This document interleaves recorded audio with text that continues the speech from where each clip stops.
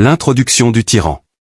L'histoire commence un lundi matin poussiéreux dans le village de Nord. C'était l'un de ces matins où le soleil se lève avec trop de confiance, comme s'il savait déjà que la disgrâce de quelqu'un allait devenir virale. Ce jour-là, Moussa, la légende vivante, la terreur du village, l'homme dont l'ombre seule suffisait à rendre les enfants sages, allait rencontrer le seul ennemi qu'il ne pouvait pas intimider, sa propre femme. Pour comprendre le désastre, il faut connaître Moussa. Il n'était célèbre ni pour sa richesse, ni pour sa sagesse, mais pour son talent à épouser des femmes douces et à les faire fuir. Sa première femme s'est enfuie après 2 mois. La deuxième a sauté par la fenêtre en pleine nuit. Quand la troisième et la quatrième sont parties, les villageois ont cessé de poser des questions. Moussa, lui, n'avait pas honte. Dans son esprit, il était le lion du village. L'arrivée de la femme mystérieuse. Puis arriva Fatou, l'épouse numéro 5. Elle venait d'un village si lointain que les gens disaient que même les chèvres là-bas avaient un accent différent. Fatou paraissait timide, calme, obéissante. Le match parfait pour un homme comme Moussa qui croyait que la soumission était un dû. Mais ce que Moussa ignorait, c'est que l'humilité de Fatou n'était qu'un rôle digne d'une actrice oscarisée. Dans son village natal, Fatou était une combattante redoutable. Ses poings étaient comparés au tonnerre des ancêtres. Pourtant, pendant 3 mois, elle a cuisiné, nettoyé et dit « Oui mon mari », laissant Moussa savourer l'illusion du pouvoir. Elle l'étudiait comme un chat observe un lézard avant de décider quelle partie croquer en premier. Le petit déjeuner fatal. Puis vint ce matin-là. Le matin qui allait réécrire le destin de Moussa. Il se réveilla avec cette arrogance que seuls les hommes stupides mangent au petit déjeuner. Il appela. « Femme. Où est ma nourriture? Tu veux que je meure de faim? » Fatou répondit calmement, « J'arrive. » Mon mari. Elle posa l'assiette doucement. Trop doucement. Moussa goûta à soupe, grimaça et frappa le bol qui vola à terre. Cette soupe est froide. Tu es stupide. Il faut que je te batte chaque jour pour que tu comprennes. Il se leva avec la confiance d'un homme marchant vers sa fin. Fatou le regarda s'approcher, calme comme une lionne. Quand il leva la main pour la gifler, Fatou attrapa son poignet en plein vol.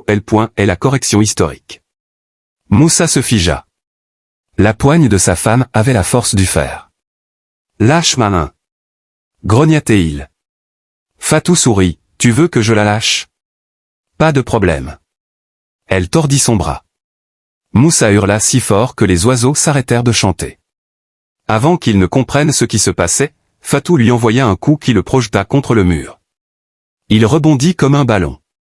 Tu me frappes. Bégaya-t-il. Mon cher mari, dit-elle doucement, je n'ai même pas encore commencé. Ce qui suivit fut historique. Elle le souleva, le retourna, le plaqua au sol.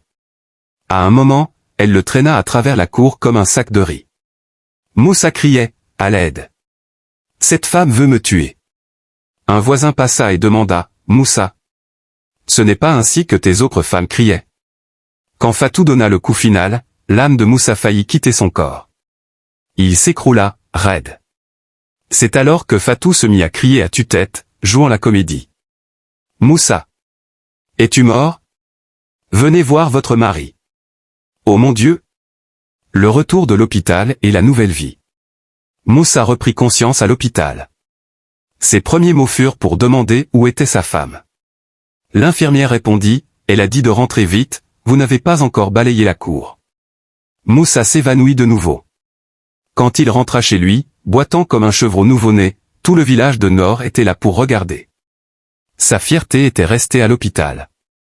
Dans la cour, Fatou était assise sur une chaise, jambes croisées, mangeant des arachides comme une reine. Bienvenue mon mari. Comment s'est passé l'hôpital?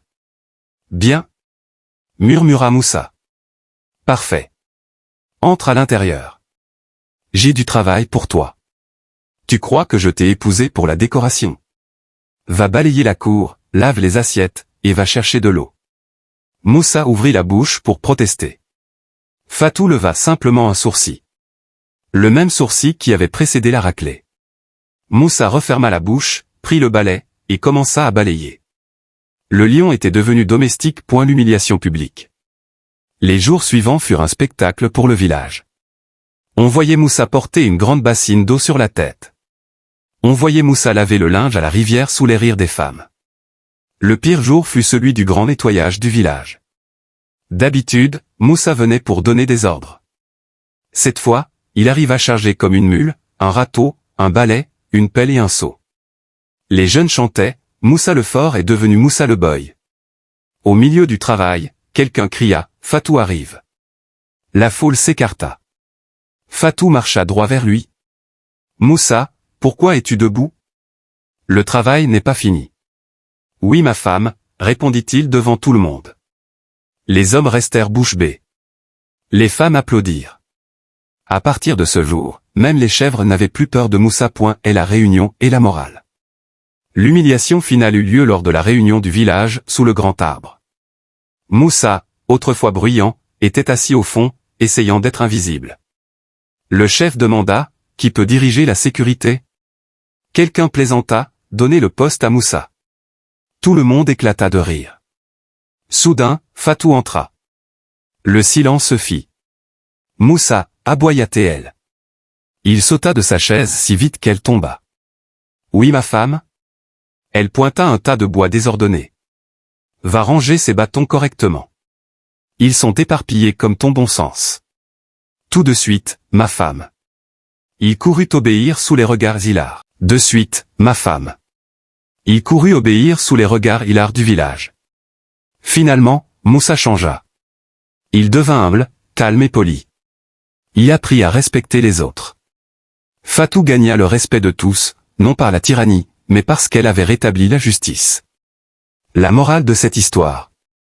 Peu importe la force d'un tyran, l'abus prospère dans le silence mais s'effondre face à la résistance. L'arrogance finit toujours par s'incliner devant la vérité. Et Moussa?